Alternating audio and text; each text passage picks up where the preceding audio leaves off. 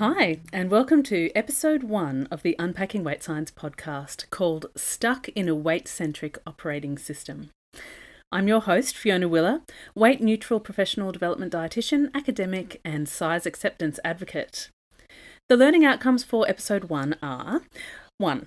Recognise the various individual, social, and structural factors which currently reinforce weight centrism and higher weight as a problem. Number 2, appreciate some of the ways that weight centrism results in discrimination and unethical healthcare practice. Number 3, appreciate the impact of confirmation bias on our own beliefs and the beliefs of others. And number 4, recognise the phenomenon of cognitive dissonance when presented with information that conflicts with our own beliefs. So the purpose of this whole podcast series is to examine the ways that weight bias has sent us down an unhelpful and sometimes harmful path regarding the meaning and utility of human body weight. Weight bias has misled the work and actions of researchers, clinicians, health professionals, and well-meaning loved ones. I've got so much I want to share, namely the skills to dissect a research study and identify strengths, weaknesses, and weight bias that is written into the fabric of most weight-related research.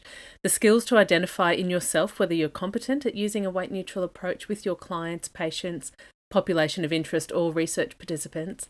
And finally, the ability to introduce and discuss this stuff with the people you work with, colleagues, and customers in a way that honours ethical principles, informed consent, and evidence-based practice. It's taken me many years to build up my skills and confidence, but I hope the process takes less time for you. I know that from my 5 years of delivering workshops to health professionals in weight-neutral approaches and weight science, that the path to skill attainment isn't a predictable straight line. You may already be across epidemiological research concepts, but less strong on cognitive biases. Perhaps you've used the non-diet approach in practice for years, but feel pangs of fear when it comes to standing up for it with colleagues. You may feel relatively confident with reading research articles in general, but feel a bit stuck when it comes to the nitty-gritty of statistical analysis. Basically, there's no one best place to start. As this podcast series goes on, it will circle back around to similar concepts time and time again, each with the opportunity for you to gain further insight into a concept you may have thought you already knew about. In dietetics education, we have traditionally positioned the dietitian as a kind of swap-and-go professional, a translator of scientific evidence, purveyor of expert advice, and a source of accountability and encouragement for the behaviour change for the client. Very little time is spent on deeper introspection into our own meaning and values of food, eating, bodies, and health, and how our life experiences have shaped these. Even less time is spent on how all of the emotional and psychological baggage that we bring into the room with us, or the research study, or the public health campaign, is effortlessly projected onto our client, disrupting that therapeutic alliance and diluting our potential to actually help. This results in the newly minted health professional devaluing and unappreciating both what they as an individual bring to the therapeutic relationship, but also a gap in the appreciation of how being a human means that we are all at the mercy of cognitive biases which attempt to rein in open-mindedness at every step. So episode 1 is a summary of the weight-centric operating environment that we've both endured personally as humans and that we endure also in a different way as health and science workers, as well as a brief explainer on the cognitive biases that reinforce this weight-centric environment. My roadmap for doing this is through the discourses which regard larger bodies as a problem. There's a diagram in the show notes showing the various degrees of attitude communication, which shows personally held beliefs moving out to those expressed by people directly in contact with the individual, then to the local community, which includes their social media silo, but I'm going to start with the one furthest from the individual, with public health messaging, advertising, and government. I'll cover BMI in more detail in a few weeks, including its history, but for our purpose today, the summary is: a relationship between higher body weight and younger age at death than predicted was noticed. Later, it was noticed that some chronic diseases had an earlier onset and greater prevalence in people in larger bodies when compared with people in smaller bodies. These relationships are the basis of all of the medical and research concern regarding body weight. It was, understandably but incorrectly, thought that if somebody in a body classified as obese would lose weight to not be obese anymore, that their health risks would be the same as someone whose body had always had a lower weight. It's an example of what I like to call body as a cup of water thinking. Just pour some out and it'll be indistinguishable from a cup that has always been half full. Of course, in reality, bodies that have been larger and then become smaller bear evidence of that change in their body composition, in their metabolic processes, in their bone density, in and on their skin and body tissue, and of course in the thoughts, habits, and experiences of the person to whom that body belongs. However, the kind of cup of water thinking is still widely prevalent in public health messages. That obesity is bad because it coincides with a range of bad things, and everything would be better for everyone if people were no longer obese. Obesity is framed as a problem from a health burden, medical care cost, and economic loss perspective. So clinicians, researchers, and entrepreneurs have taken that brief, that concept that larger people must strive to lose weight and smaller people must stop themselves from gaining weight, and totally run with it. The research world abounds with 1,001 ways to lose weight over 3 to 6 months with a 12-month follow-up studies. The prevailing attitude is that the research team who discovers the solution to obesity, in inverted commas there, will make headlines for eternity, save the world, guarantee them research funding forever, etc. It's a total hero maker. The needle in a haystack thinking is so deeply ingrained that no one dares to consider that there is no needle, and that the vast majority of haystacks have never had needles in them. For clinicians, our clinical guidelines across the world now recommend 5 to 10% weight loss for people classified as obese by BMI, and many primary care providers are compelled by their professional guidelines to discuss weight at every consultation with a larger person. The sentiment that a healthy lifestyle has benefits without weight loss appears in every set of guidelines, but is usually at the end of a general paragraph buried somewhere unindexed in the middle of the guidelines. Little attention is given to promoting an informed consent procedure that allows a client to opt out of weight loss discussions altogether, or to choose lifestyle changes over weight loss goals. As it stands right now, a number on the scale is considered if not the key health target, a means by which a person can be labelled healthy or unhealthy, okay or problematic. This means that people attending their general practitioner for an earache or unusual bleeding or a skin check are supposed to receive encouragement to lose weight. For people who've been trying damn hard to do just that for decades or who have a problematic relationship with their body or eating, these unsolicited discussions sting and drive people away from their health providers. Dietitians receive endless referrals for weight loss. It's in our top 3 reasons for referral to a dietitian.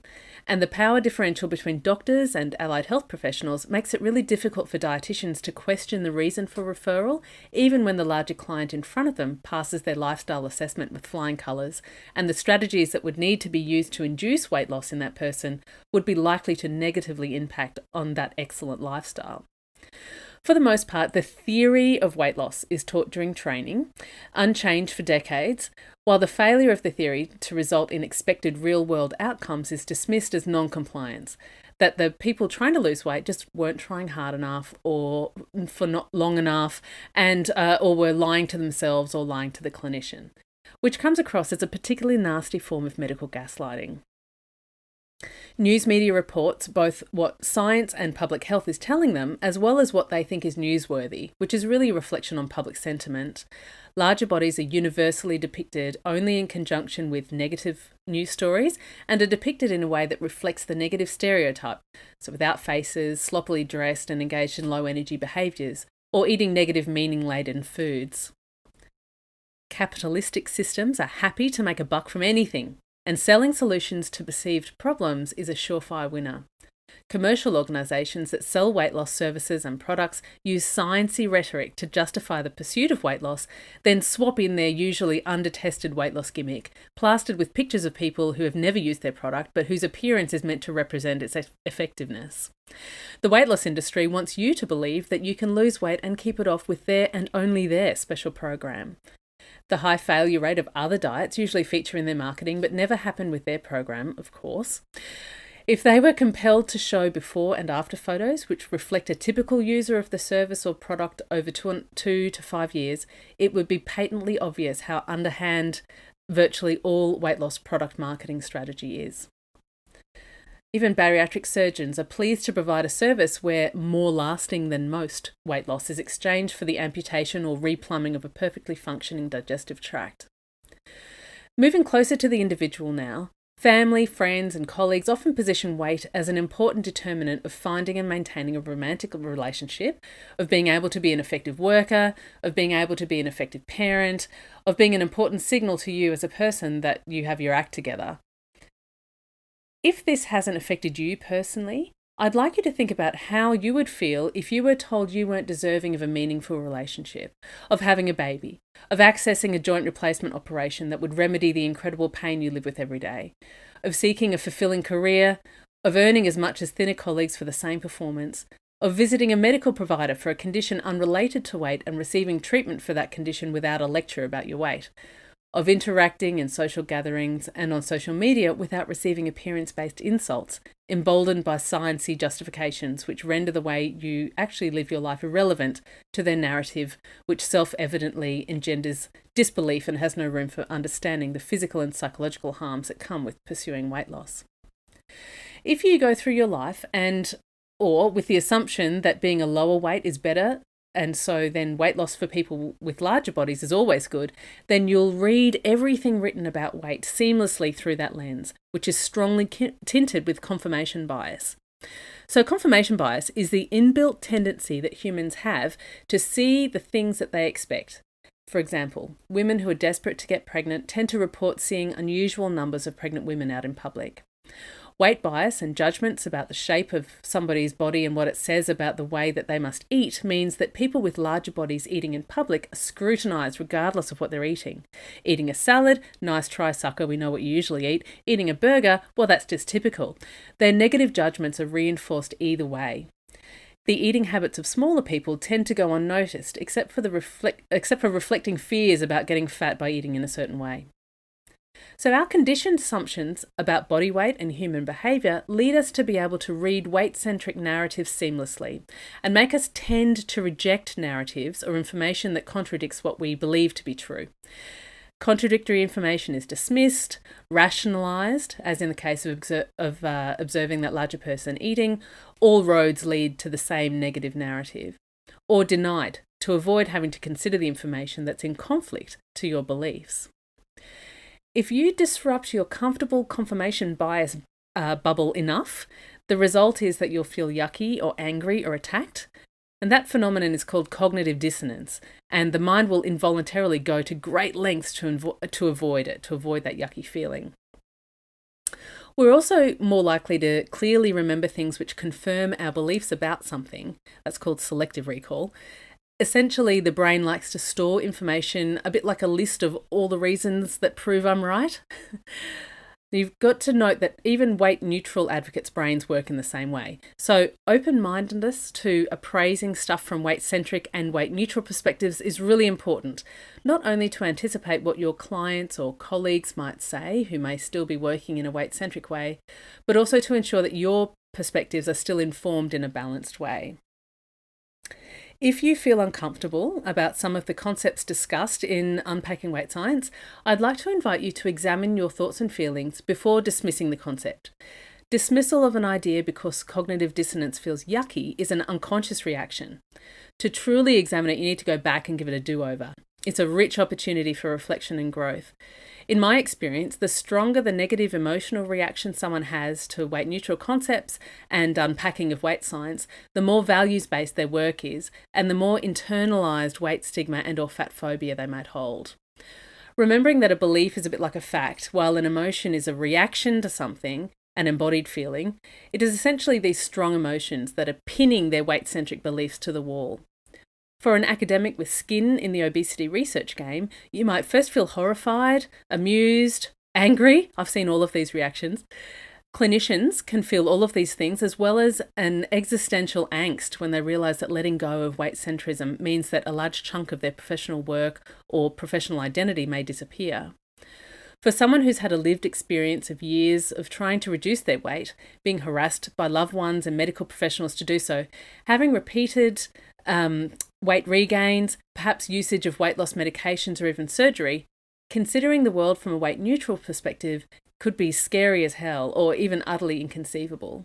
When all meaning about a body has boiled down to it being good or bad due to its weight or shape, removing that safety blanket can feel like free fall. So to those who've not personally been persecuted because of their own body weight or shape, or have not tried unsuccessfully to change it, suggesting that the largeness of a body is unimportant can sound wildly irresponsible and may produce feelings of anger and frustration. All of that is cognitive dissonance.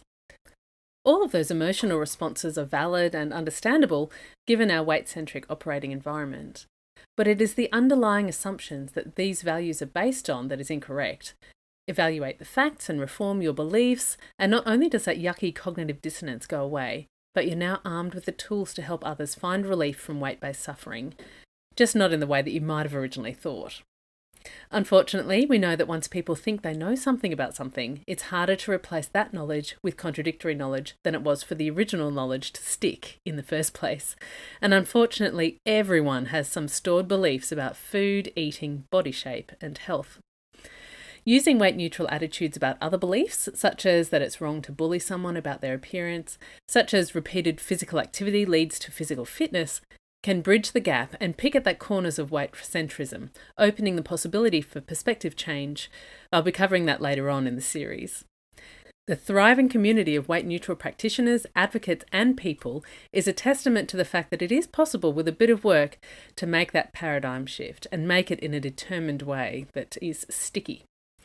It's time to try on a new set of glasses, one where people get to make decisions about their own body and health behaviours without coercion, and one where weight loss might not be advantageous, commendable or helpful.